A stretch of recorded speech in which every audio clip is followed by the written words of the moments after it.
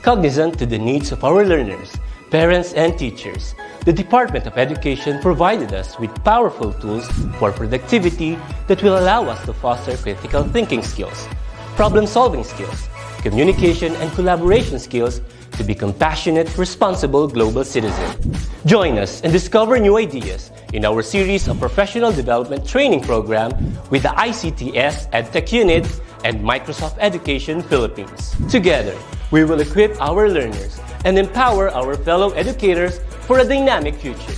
Para sa bata, para sa bayan, at para sa guro. Sulong Edukalidad.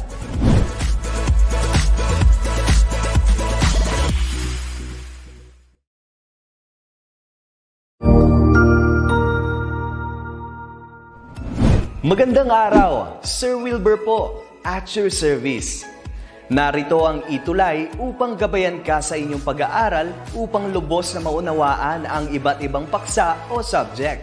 Ang ETUlay ay isang free online tutorial class na pinangungunahan ng ICT's Educational Technology Unit sa pamumuno ni Undersecretary Elaine Del B. Pascua.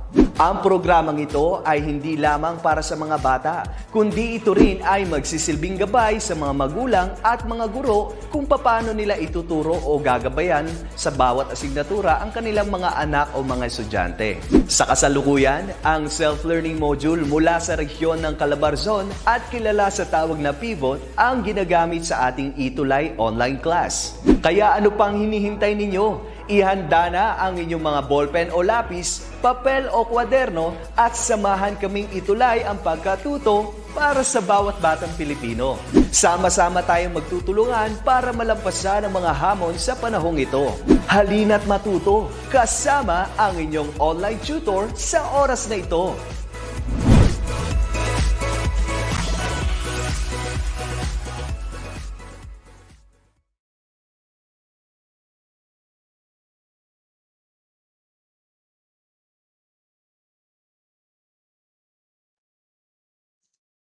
Okay, so I hope you're now in your safe place, okay, where you are now studying together with your parents and or your brother and sister. How are you today? I do hope, okay, you're all working with your studies and all of your important matters in studying. Okay, so by the way, to start this session for us, welcome students to our ETUlay program of Department of Education Philippines. Okay, this is an online tutorial for you, our students, especially. I will be teaching, or I have been teaching the subject reading and writing skills in senior high school. Okay, so by the way, this is your reading and writing skills for senior high school. We are now in our quarter 4, week 4, determining textual evidence. Okay, I'm your tutor again. Welcome to my session and my lesson.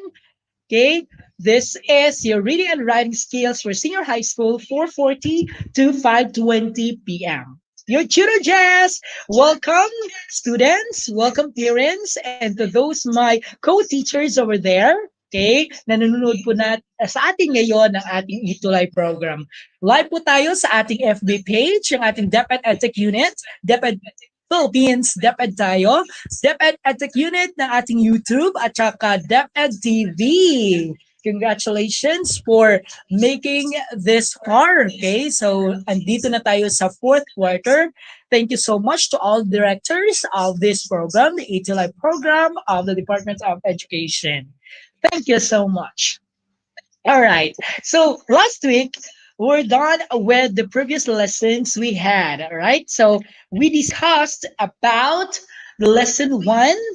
We discussed about lesson 1, the assertions, followed by lesson 2, counterclaims. Okay, So, but before that one, may have the attention from everybody who are watching right now in our audience. Christina Agsonod, and we have also Mary Grace Hippertor. We have also Ferrari Yong. We have also Lani Frivaldo and Elena Bora watching from Kalmay National High School, and also Lani from Erosen Sensual School. Ferrari Yong ng DepEd San Isidro Isabela. Hello po sa ating lahat. And to those who are watching right now, comment lang po sa ating comment box para po ma-recognize po ang ating mga pangalan. And also in our school where we are studying right now. Okay? And then i-shout out natin silang lahat kung sino po yung gusto nating i-shout out. Alright? So, while you have there in our discussion, may I remind you to be participative in our discussion this afternoon. Hi, Elena Bora. Okay, sige. So, to continue, let's start with the objectives this afternoon. The learners are expected to, number one, gather textual evidence in support of an assertion about a text. Number two is make inferences using the given details. Number three is use textual evidence to formulate claims and counterclaims. And formulate claims and counterclaims. So that's it. That would be our objectives this afternoon. All right, let's continue with our discussion. By the way, this module is composed of the lesson. This is determining textual evidences. Hi, Elmer. Watch out. Okay. Watch po kay Ludi Terry Manalo. Okay. Shout out daw kay Ludi Terry Manalo. Taga saan ba si Ludi? Okay, Elmer. So, tingnan natin, be participative, everyone, to those who are watching right now in our discussion for reading and writing skills.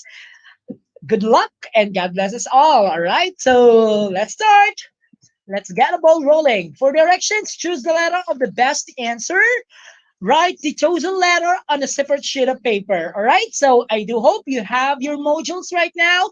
You have your paper and you have your pen.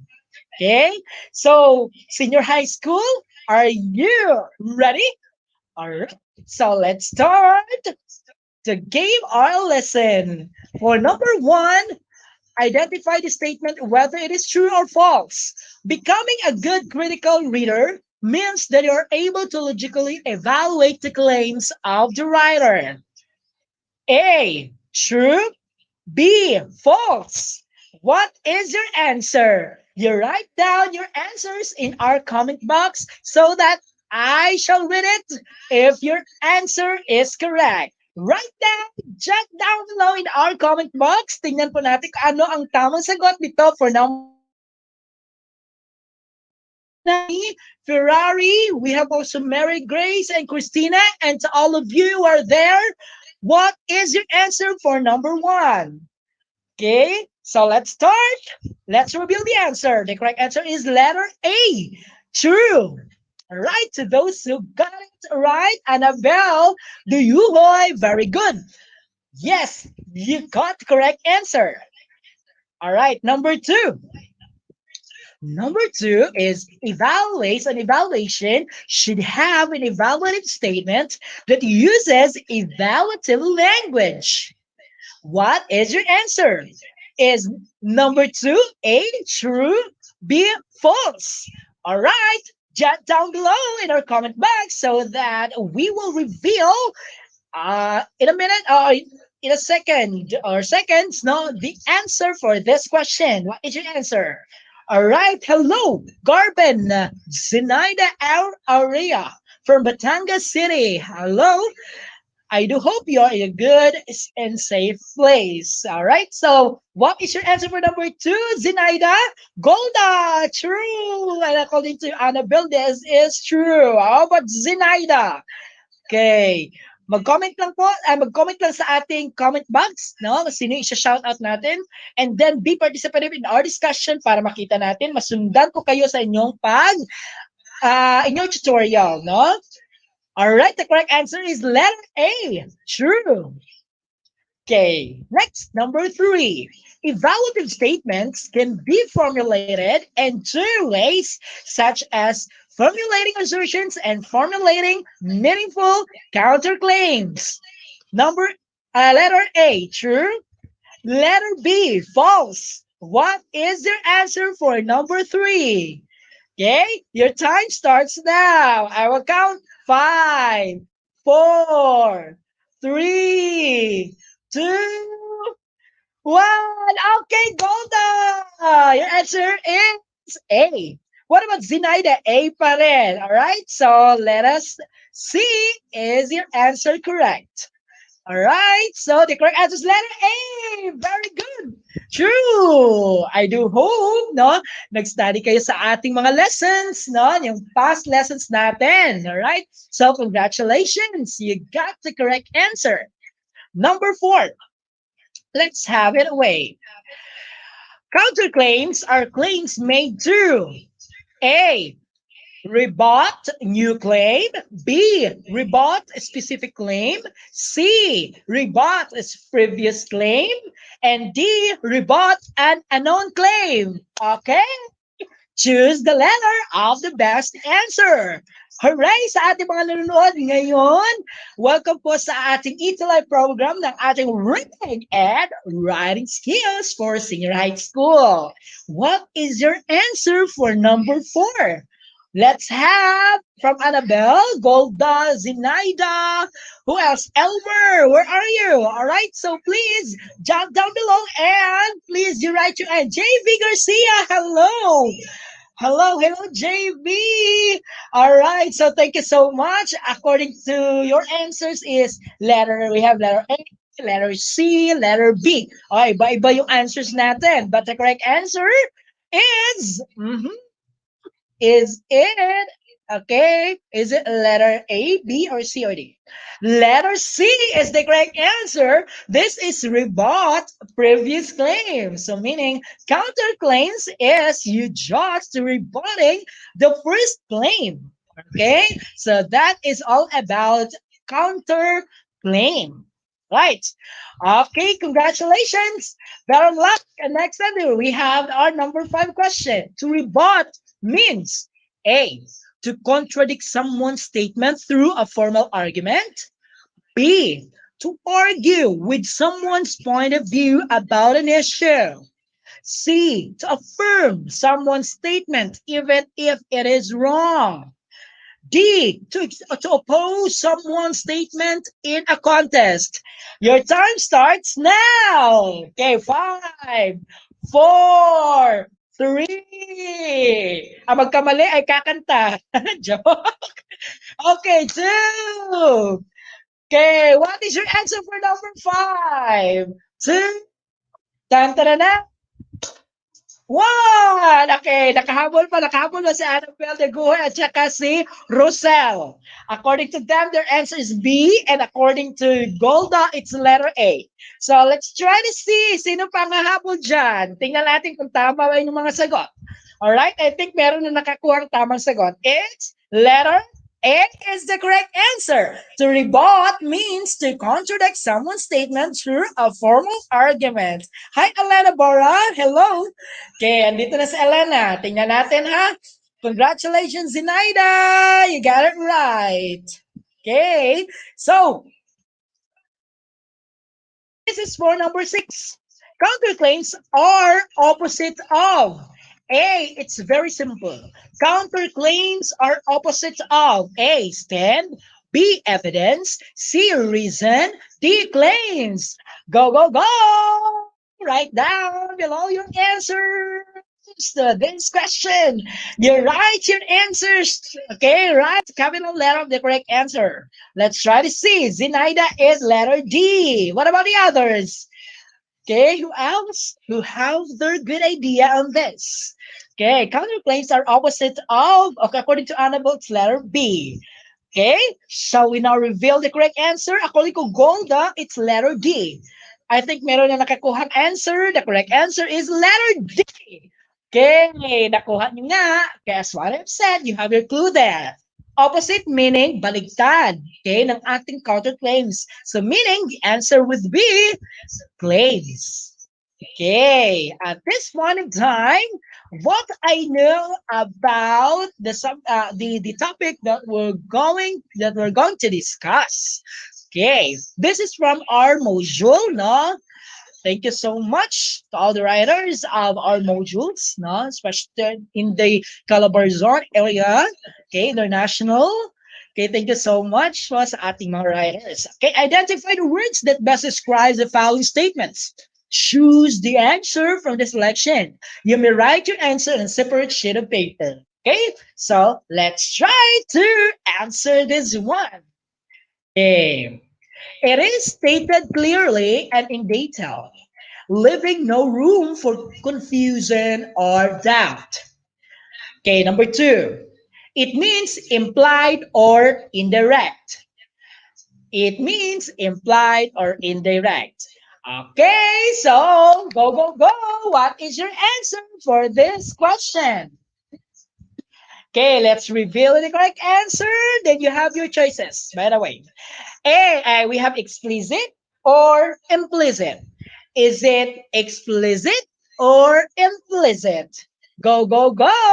What is your answer for number one? And number two, lagyan nyo ng number so that para malaman natin kung tama ba ang inyong mga sagot. Okay, tingnan natin nga. Okay, from Elena, Golda, Annabelle, Zinaida, Elmer.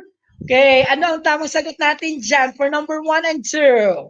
Is it explicit or implicit? Zinaida, according to Zinaida. Okay, number 1 is explicit. And number 2 is implicit. Tingnan natin, ano pa mga answers dyan? Okay, ano ang mga sagot ninyo? Okay, for number 1, we have, let's reveal explicit. Very good, Zenaida. You got the correct answer. Okay, what about number 2?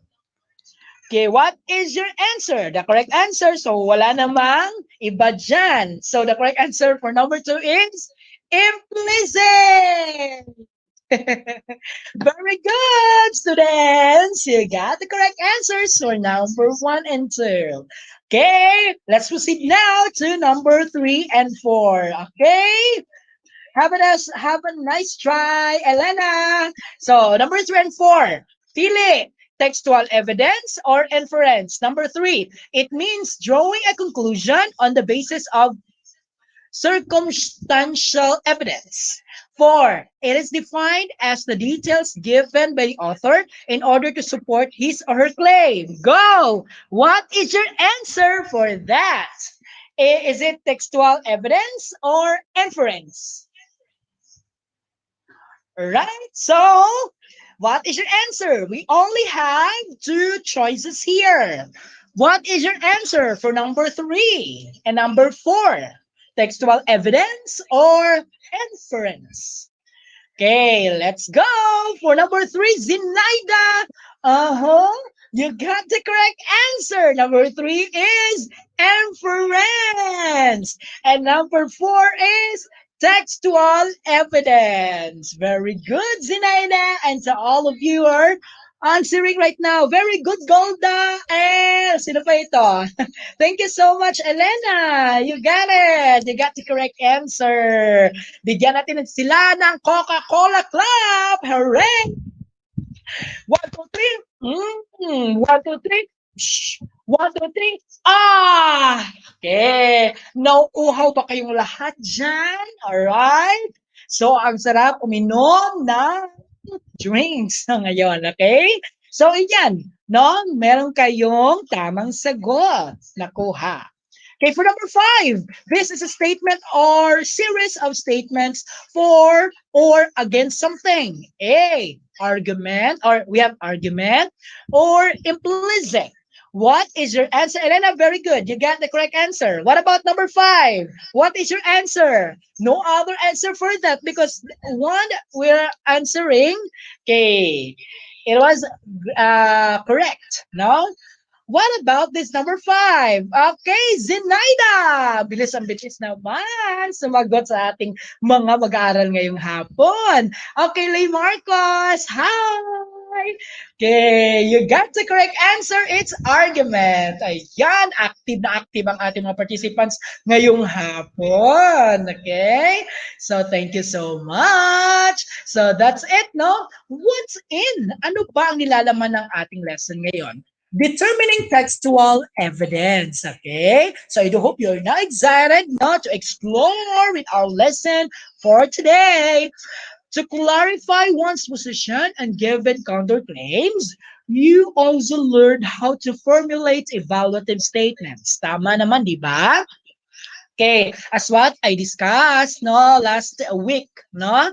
Ito 'yon. Reading text should be examined carefully by identifying evidences that support the author's claim, finding evidences that support the claim, and evaluate if it is worthy for sharing. So meaning to say, class, this is a very purposeful, okay? A thing that is very purposeful because in reading text, we have to consider not only assertions, not only claims, not only counterclaims, but also this. Okay. Reading texts should be examined carefully by identifying evidences. All right. So that's it. Okay, what's new? Identifying evidences is very needed. Okay, that's why we have this support. Okay, while we are writing, no, we are writing opinions, essay. If we are writing persuasive, okay, to persuasive texts, it's very, very important. Okay, as a writer or as a reader. All right. So this is okay, the continuation. Okay, directions now. You try to guess the occupation of a person being referred to the following statements by using the given details. Okay, tingnan natin kung tama ba yung makukuhang sagot base sa statement na ibibigay. Handa na ba ating lahat? Game na ba kayo? Game na! Okay, game na! Okay, tingnan nga natin kung makatama kayo dito sa ating mga tanong. Okay, number 1. People come to me and ask for my prescription. I use a stethoscope to hear heartbeats and other sounds inside the body. Who is this? What is the profession? Okay, tingnan nga natin kung makukuha natin. Elena, Annabelle, Alay Marcos, Golda. We have also, tingnan na natin. Number 1 daw is doctor. What about number 2? People call me whenever their tires are flat. I check their vehicle's radiator and engine so they can travel safely. What is your answer for number 2? Number 1, okay. Aha! I think nakuha na nila for number 1. What about number 2? Tingnan na natin kung anong tamang sagot for number 1. Number 1 is a doctor or physician. Very good, students. Ano man ang bakit ito nagsasabi na doctor? Kasi titingnan natin dyan, stethoscope. Okay, the word stethoscopes. Prescriptions, di ba? So sila naman talaga nagbibigay. Sila ang gumagamit. Okay, that's why we have this. Okay, we have this doctor and physician. Thank you nga pala sa ating mga doctor and physicians, mga nurses, okay, sa medical fields natin, mga forerunners natin na yung mga gumagabay, no, ng mga nagbibigay impormasyon tsaka tumutulong sa mga tao, lalong-lalo na sa ating amidst the COVID-19, no, nagbibigay lunas para sa lahat, no.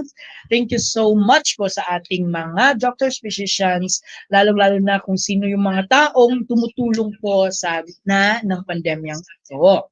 Okay, so thank you so much. Number 2, the correct answer is meron tayong vehicle, meron tayong tires, meron tayong mga engines. Okay, ano ito? What is your answer? The correct answer is mechanic. Very good. For number 2 is mechanic, mechanical. Okay? Thank you so much. You got the correct answer. Okay. Dito tayo sa number 3 and number 4. Tingnan natin kung makukuha ninyo ito.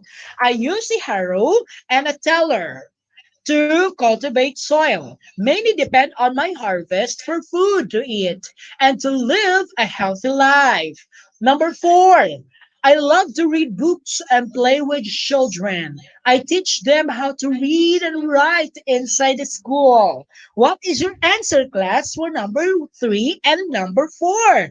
Let's try to see if your answer is correct. Okay, according to Lay Marcus, it's number 3, farmer. According to Zinaida, farmer, yes. Zinaida, yes. Number 4, teacher. All right, is it a teacher? Okay.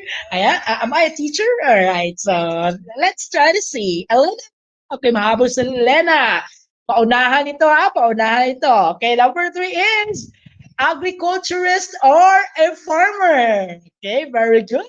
Nakuha ninyo. What about number 4? I love to read books and play with children. I teach them how to read and write inside the school. The correct answer for number 4 is tan, tan, tan, tan. Yay! My question. It's a teacher or an educator. I am a teacher, I am a tutor, I am instructor, I am educator. Right? Thank you so much, children. Okay, what about the last number? It is for number 5. I make houses, buildings, and bridges. I use different protractor and compass set, and I calculate things accurately. What is your answer? Go, go, go! Chat down below. And our answer, no, in the comment box. Number 5, according to Lay Marcos, but ang bilis-bilis naman. Ang bilis. Okay, so the correct answer, ano ba? Okay, according to Zinaida, engineer. Okay, engineer yan. Okay, ano pa? Ano pa mga sagot ng iba? Carpenter, Golda. Right? Kaya naman, di ba? Carpenter, mahalaga din ang carpenter. Okay. Make houses, sila yung gumagawa din, di ba? Okay, tumutulong sa ating mga tagagawa ng ating bahay, tsaka bridges, tsaka houses. Okay, tingnan natin. The correct answer is civil engineer or engineer. Or we have the carpenter, yes. Oh, pwede na yan kasi kung wala ang carpenter, no, tumutulong. Shout out po naman teachers and staff ng Philippine International English School, especially Dr. Antonio A. Kasupang, Miss Rowena Bautista, and Dr. Marivic Tamundong. Thanks much, Teacher Jess. You're great. Hello. Thank you so much. Annabelle, ma'am. Ma'am, thank you, ma'am Annabelle. Doyuhoy. Okay? So, with your constant streaming with our ETUlay right now. So it's my pleasure to you, no, to serve you all, no, amidst the COVID-19 pandemic, and it's possible, and we made it possible in you, okay? Okay, para po sa ating lahat. Okay, number 5, maraming salamat sa ating mga nanonood, lalong-lalo na sa ating mga student, tsaka parents, tsaka ating mga kasamahang guro dyan. Sa sino pa ang dyan, no, na handa tayong tumulong para sa kanila. Okay, very good. All right, so next is directions. Okay, so read the paragraph and answer the following questions. You may write the answer on separate sheets. Okay, you have your separate sheet there. Okay, so I do hope, no, you are answering with your module right now para masundan ko kayo, tsaka mag-facilitate, tsaka matulungan ko kayo sa lahat ng bagay. Okay, I'll be reading to you the paragraph. Okay, so okay, this would be the story. This is a short story. Okay. All right, so I'll be the one to read it. So storytelling tayo. Okay. Shh. The rain poured and thunder struck. Luis stepped inside the house with a rage of his emotion. He dropped his ball and stomped his feet towards his room. Then shut the door. The mother said, "There are still things you can do inside the house, my dear." But he did not respond. He went to the living room and grabbed his gadget. That ends our story. That is a very, very short story. Did you like the story? All right. So that is this a simple story. Okay, simple story. So that is the story about Luis and his mother at home. Okay. So let's try to see the questions and answer this. The question number one: why is Luis upset? A, because it is raining. B, because his ball was deflated. C, because he is scared of thunderstorm. D, because the mother forbid. Go, go, go. What is your answer? Go. I know you can do this, children. You can do this, students. Down below your answers in our comments box. Tingnan natin kung tama ba yung mga sagot ng ating question. Question number one, according to Lay Marcus, it's letter D. Ang bilis talaga ni Lay sa pag-answer. Okay, sino pa? Sino pang sasagot dyan? Go, go, go! Answer lang sa ating chat box. So, titingnan ko kung sinong sumasagot ngayon. Elena Bora. Taga saan ba ito sila Lay Marcus at Elena Bora? Okay? Okay, ito si Sinaida D ang answer. Ang kay Elena is A. So, tingnan natin. Bakit ba naging upset si Louise? Okay, so tingnan natin for letter D, because the mother forbid him to play outside. But the correct answer for this is Marjorie. Hello. Letter letter D, sir. A. Okay. It's letter A because it is raining. Umuulan. Okay. Maya-maya, masasabi natin, ba siya absent? Okay, umuulan. Ano ba ang gustong gagawin ni Luis? Tingnan natin, ha? Okay, thank you so much, Elena. You got a correct answer. Tingnan natin for number 2. What line in the text tells you that Luis is upset that is raining? Tingnan natin. Number 1. Letter A, he did not respond. B, the rain poured and the thunder struck. C, he went to the living room and grabbed his gadget.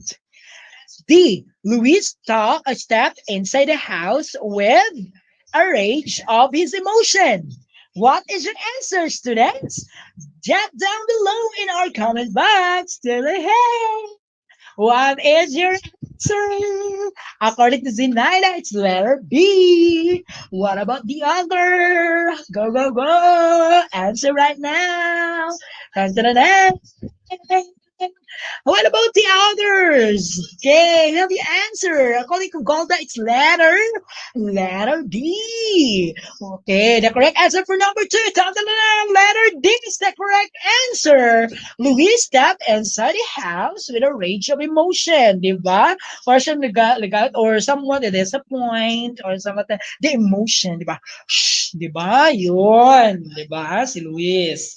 Ayan, thank you so much. Ang galing ng ating estudyante. What do you think he is planning to do? Okay, is it letter A, he wants to go to school?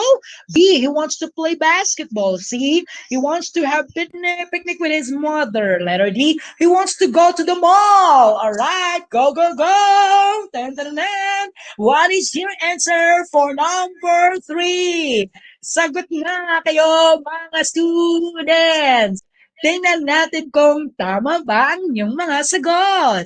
What is your answer for number 3? What is your answer? According to Sinaida, it's letter B. Dun, dun, dun. What is your answer? Let's reveal the answer. Let's reveal the answer. What is your answer? According to Golda, it's letter B. Is letter B correct? Tingnan natin kung ano ang tamang sagot. Elena, very good. Tama ba ang iyong sagot? Tingnan natin. Tan-tan-tan. Marjorie, let's letter D. Tan-tan-tan. For letter D, he wants to go to the mall because he's with his friends. Pero ang tamang sagot nito, it's letter B. He wants to play basketball. Kasi nabasa natin kanina, may bola si Luis. Okay. What about number 4? What lines from the text support the idea that he listened to his mother? Is it letter A? Then he shut the door. B, but he did not respond. Letter C, he went to the living room and grabbed his gadget. Letter D, he dropped his ball and stomped his feet towards his room. What is your answer? Go, go, go! Tingnan natin kung ano ang tamang sagot ng ating number 4. What is your answer? Tingnan natin. What lines from the text support the idea that he listened to his mother? Tingnan natin ha, for number 4. According to Golda, according to Zenaida, according to Elena, it's letter C. Is letter C. Is letter C is correct. So let's try to see if your answer is correct. The correct answer for number 4 is letter D. Letter D. He dropped his ball and stomped his feet towards his room. Okay, that is the correct answer. Okay, that is for number 4. What about number 5? Okay, gold and gold. What kind of boy was Luis? A, he is impatient. B, he loves playing basketball. C, he loves playing with his gadgets. D, he wants to be alone most of the time. Go lang ng go. What is our answer for number 5? Number 5? Number 5 is letter A is the correct answer. Is letter A is the right answer? Letter B? Letter C? Letter D? What is your answer? What is your answer for number 5? Tingnan natin kung tamang sagot ba ni Zinaida, tamang sagot ba ni ating kasamahan, Golda, who else? Who have their answers? Let's try to see. Okay, humahabol si Elena. It's letter A. The correct answer is letter B. He loves playing basketball. Okay, di ba? Sino ba sa inyo naglalaro ng basketball? Okay, masarap sigong maglaro ng basketball, no? But I love gymnastics. So, gymnastics talaga sa akin, no? Kasi ako yung nag-training sa mga bata, yung ating mga gymnasts. Okay, so, but maganda rin yung basketball, no? Ng ating mga laro. Daming mga laro. Okay, andyan. So, ayan ang ating questions, no, ng ating story about Luis and his mother. Very good. Thank you so much with your participation. So what it is? The words and phrases like deferred, fester like a sore, stink like rotten meat, and sounds like heavy loads are examples of textual evidences you can find in the poem. Okay, this will help you formulate your claim and counterclaim about the author's tone and mode in writing his poem. Okay, so there in your module, you have the poem, right? The example of the poem Harlem. Tingnan nyo dyan. May poem dyan. Basahin nyo. And then those words and phrases na matatagpuan nyo dyan, dito yon, deferred, fester like a sore, stink like rotten meal, and sucks like a heavy loads. These are all, okay, considered as textual evidences. Okay. Textual evidence is defined as the details given by the author in order to support his or her claim. So it reveals the position of the writer and makes the reading more interesting. Evidences are details, okay, that strengthen, add variety or weight to any argument. So without evidences, your claim would not be effective. Okay, so pinakailangan meron tayong mga textual evidences. Ayan. So let's take a look at a paragraph of the sample essay about a poem Harlem. Okay, so I will be reading to you about this paragraph. Harlem by Longstone Hong gives me Hong. Okay. Gives me the feeling or mood of anger and depression. It feels like the idea of deferring dreams is hurtful and maybe even causes one to become resentful before eventually being overcome the anger. I know this because of the prime uses the word foster like a sore, which gives me a feeling of pain. Further, describing the fur dreams as if they were stinked like rotten meat, it is an unpleasant image, giving me the feeling of resentment. Finally, when the poem ends with, or does it explode? Makes me think of person who boils over in anger. So tingnan natin ha, di ba? So nalaman natin kung ano ba mga meanings ng ating mga phrases, meanings ng mga words na andyan sa poem ng Harlem according to Langston. I hope. Okay. Now, here, the author claimed that the poem gives him the feeling of anger and depression. He uses exact words from the poem, "Foster like a sword. We have stink like a rotten meat." Does it explode, which are directly relevant to his idea of anger and depression. Thus, we can say that the writer's claim in this essay is valid and relevant. Okay. In addition, finding textual evidence on a real text helps you make inferences using concrete evidences on your claim. To support one's claim, you should explicitly cite ideas that support your claim in your writings. Okay? Makikita natin dyan, meron tayong mga inferences. Inferences, meron tayong mga explicit, mga implicit claims. Okay, na-discuss ko na yung implicit at explicit, di ba? Kung sabihin natin implicit is may implied siya. So, hindi masyado observable yung makikita natin. Pag sinabi natin explicit, makikita talaga natin sa ating text. Okay, any sensual natin na ating makikita. Okay? So, that's the difference between implicit and explicit, no? Claims. Okay, pag sinasabi natin explicit and implicit claims, so those are claims na merong implied, implicit, tsaka meron din explicit na observable talaga. Okay. There are different ways in how you can present textual evidence in your writing. So we can be through paraphrasing. Okay, I know you've been taught with your or you have taught with your teachers, no? Or you've been teaching by your teachers, no? About paraphrasing, restating the text in your own words, no? In your AAPP, di ba? Kung nalaman o makon pa natin, no, ma-recall pa natin, andun yung paraphrase at summarizing. Summarizing naman is stating in a shorter way. So magkaiba ang paraphrasing at saka summarizing. Kung paraphrasing, restating. Sabihin natin andun ang thought, but in our construction of our texts, iba kaysa sa original o sino yung gumagawa ng idea. So, summarizing is about being shortening the text from lengthy text. Okay? Through referencing or mentioning specific section text, referencing, and through quoting or directly restating a part of the text. Again, meron tayong paraphrasing, meron tayong summarizing, meron tayong referencing, meron tayong quoting.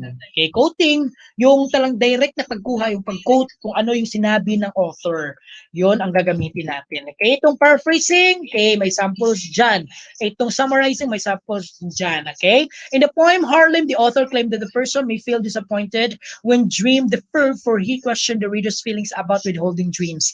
What happens to a dream deferred? So that is paraphrasing. Paraphrase niya. Andyan yung thought, but iniba yung pagka-deliver, pagka-construct ng ating mga words diyan, paglaro ng ating mga words saka ang ating text, sentences saka paragraphs. Summarizing is making it shorten from lengthy. Okay, the movie Seven Sundays, 2017 is a heartwarming story and shows the importance of family in our lives. So the movie tells about the Bonifacio siblings who were reunited because of their father who was mistakenly diagnosed with cancer. So it presently the different struggles of their lives and how they were able to overcome them. Okay, so referencing is another statement that is the Department of Education tour ensures the delivery of quality education and safety of the learners in the open of classes for this school year amidst to COVID-19 pandemic, as stated in the DepEd Order Number 7 Series of 2020 on DepEd. Okay, school calendar and activities for school year 2020 to 2021, paragraph 2 and 3. Quoting naman is, yun yung referencing. Ang quoting naman is, okay, tingnan nyo, may quotation dyan. Langston, who Yug, no, described their dreams as if they stink like rotten meat. So, naka-quoted, quotation talaga, merong quotation. In his poem, where he suggests an unpleasant image, giving me feeling of resentment, he also ends the poem with a line, or does it exclude? That made me think of a person who boils over in anger. That is quoting. Okay? Balikan natin na. Summarizing, paraphrasing, referencing, and quoting. Remember that textual evidences validate and strengthen your writings, showing that you read and understand a text. Okay, what's more? So let's have an activity. Okay, read the text below, identify the assertion made with the author, and textual evidences used to strengthen his argument. Write your answer on a diagram provided. I'll be reading to you the text. So this is meron tayong source dito kung saan natin kinuha yung text. Okay, start. It is commonplace to say that nationalism is one of the most potent factors in the cultural development of a people. Love of one's own is essential in the equipment of all truly civilized human beings. It is the only safe and sensible basis for the appreciation of things that pertain to others. Only those who truly love their own country and feel their tradition, history, and destiny can develop sincere interest in and admiration for the tradition, history, and destiny of other countries' peoples.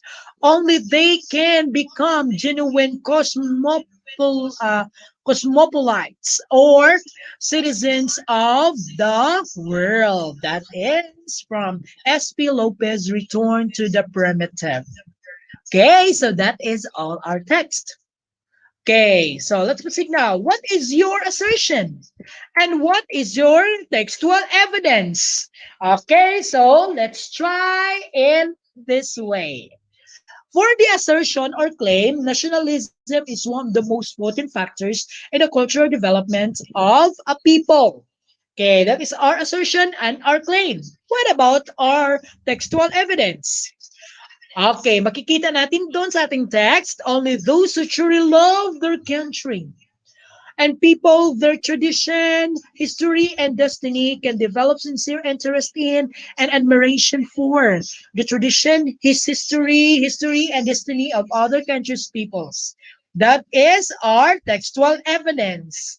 We have our assertion and we have our textual evidence na nakabase lang sa ating text. Okay? So, you got it, class? So I do hope you're now following with my activities. What I have learned. Reflect on what you have learned in this lesson by completing the diagram. This would be our diagram. What were your thoughts or ideas about the principles of textual evidence prior to this discussion of the lesson? I thought, okay, ano bang prior? Kung sa hindi pa natin ni-discuss ang ating lesson. So, I thought, so ilagay nyo dyan sa inyong module kung ano ba ang inyong mga diwa o ano ba inyong mga nalalaman o ano ba ang inyong mga ano ito learning before about textual evidence.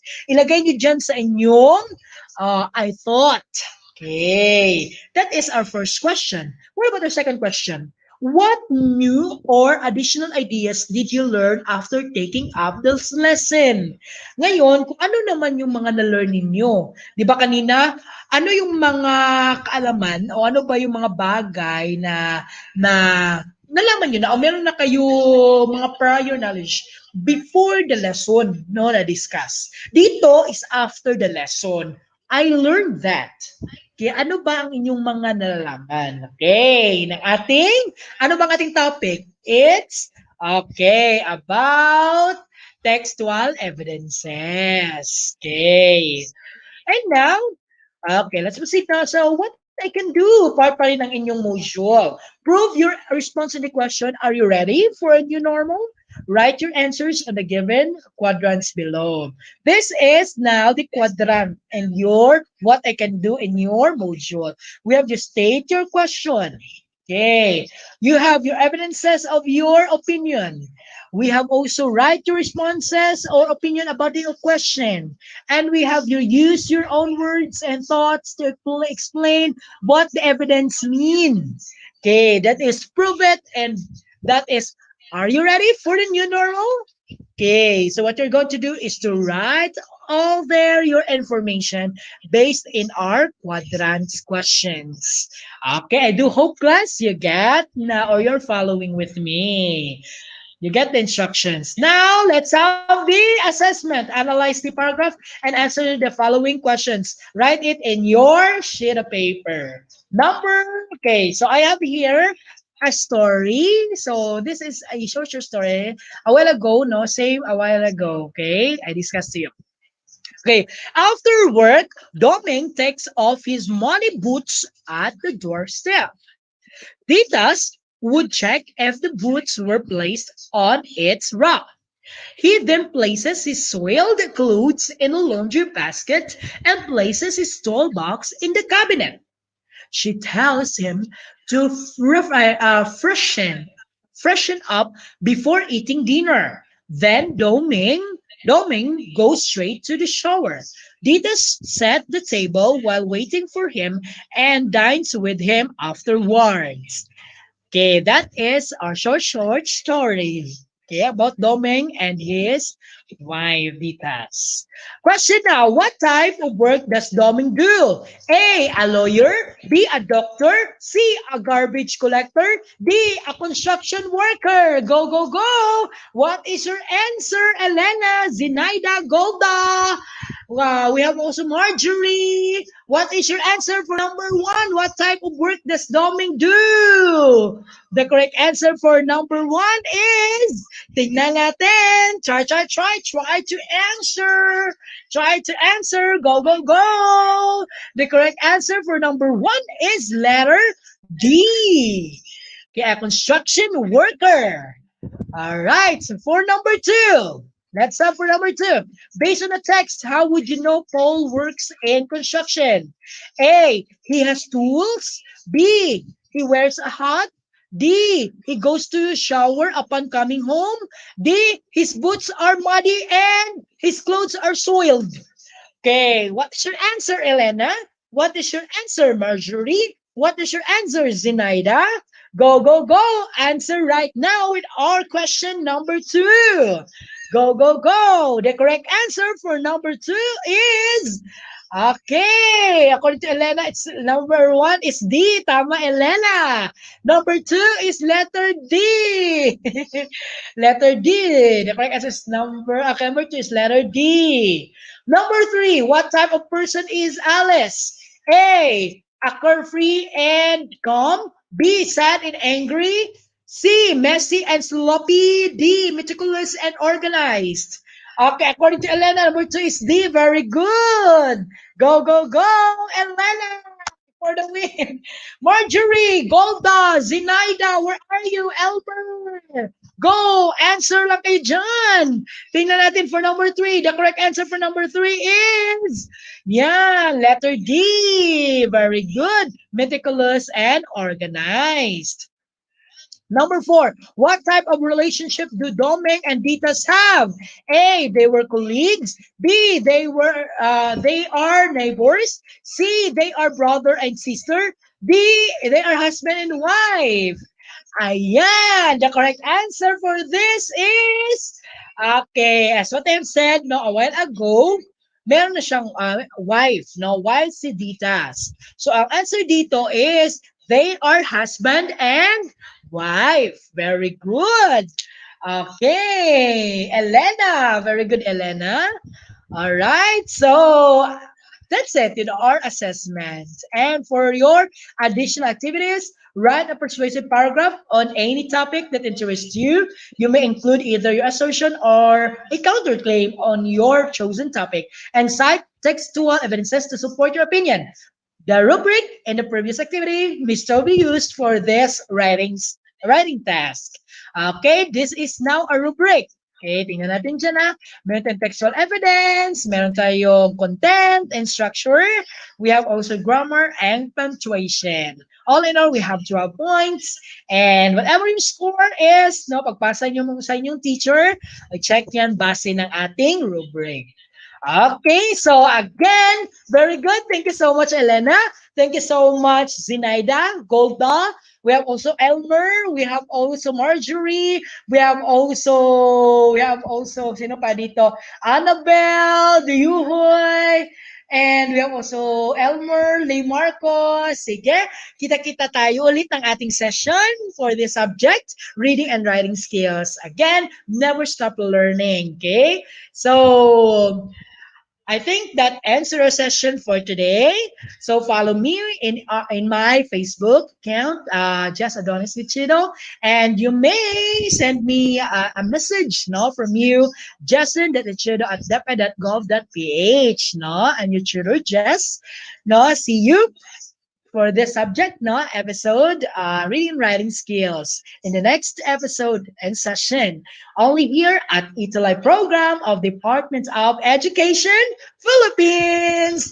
Leaving you with this quote from Vivek Madlani: never stop learning because life never stop teaching. Okay? Bawat mag-aral, bayani at marangal. Okay? ETUlay ang gabay sa pagkatuto. ETUlay, edukasyon itatawid sa iyo. ETUlay, palandi lalayo sa iyo. ETUlay sa makabagong panahon. ETUlay sa kabatang Pilipino. ETUlay para sa kabatang Pilipino. Maraming salamat sa inyong lahat. And for our next subject for this, stay tuned for Tutor Jemeline for non-creative, creative non-fiction.